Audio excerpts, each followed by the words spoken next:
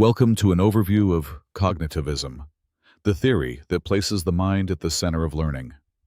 This slide introduces core ideas like information processing, mental models, and schemata, and the diagram shows how prior knowledge and new information interact in the brain. Keep in mind, this presentation will connect theory to practical strategies educators can use to support meaningful learning. Here we map the foundational frameworks that shaped cognitivism. Piaget's stages describe qualitative shifts in cognitive development. Bruner emphasizes active discovery and constructing knowledge through exploration. Ausubel highlights meaningful reception by linking new material to prior knowledge. And Atkinson and Schifrin model memory as sensory, working, and long-term stages. Together, these ideas explain how learners process, store, and retrieve information. This flowchart traces how information moves from sensory registers into limited-capacity working memory and then into enduring long-term storage. The key instructional strategies shown: managing attention, minimizing cognitive load, and strengthening encoding, help information move smoothly between stages, while retention and transfer techniques optimize learning. The visual underscores that learning design must respect memory limits while promoting durable understanding. Metacognition is about thinking, monitoring progress, planning approaches, and regulating strategies. The slide shows practical educator techniques: self-questioning to prompt internal dialogue, think alouds to model problem steps, and reflective journals to capture cognitive processes that make thinking visible. When students develop these skills, they become more autonomous, self-directed learners who can flexibly apply strategies across different tasks. Organizing knowledge into schemata explains how networks of prior ideas are activated and reconfigured when learners encounter new material. The central schema model on this slide highlights how discrepant events trigger updating and how guided integration helps assimilate new information into existing frameworks. Efficient retrieval follows through associative cues, so teaching that connects concepts deliberately improves access and transfer. Ausubel's advanced organizers are practical bridges that prime relevant schemata before introducing detailed content.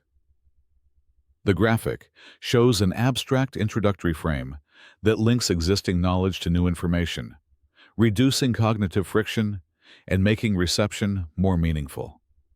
By providing a conceptual scaffold ahead of lectures or readings, teachers help learners place new facts into a coherent structure, improving comprehension and retention. Bruner promoted discovery learning, encouraging intuitive grasp through exploration. But pure discovery can overwhelm novices. The contemporary cognitivist design balances inquiry with structure by using guided questions, worked examples, and timely feedback.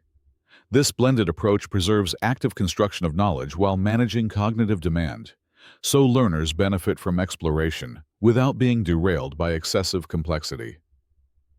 Sweller's cognitive load theory separates intrinsic load from the material's complexity, extraneous load from poor instructional design, and germane load related to schema construction. Effective strategies include segmenting complex tasks into smaller chunks, integrating visual and auditory channels, and providing temporary scaffolds that fade as understanding grows. The goal is to free working memory, so learners can automate schemas and retain knowledge long-term. Critical perspectives remind us that cognitivism has limits.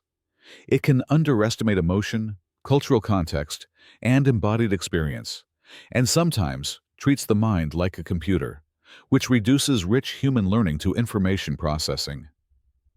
These critiques call for more holistic, context-rich frameworks and ecological validity in research, urging us to integrate social, emotional, and situated factors into instructional design.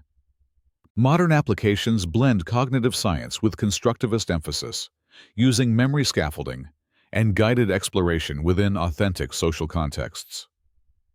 The slide shows how cognitive insights feed into constructivist practices, like social negotiation and real-world tasks, leading to modern educational designs that prioritize collaborative discourse, reflective practice, and deep conceptual understanding rather than rote memorization.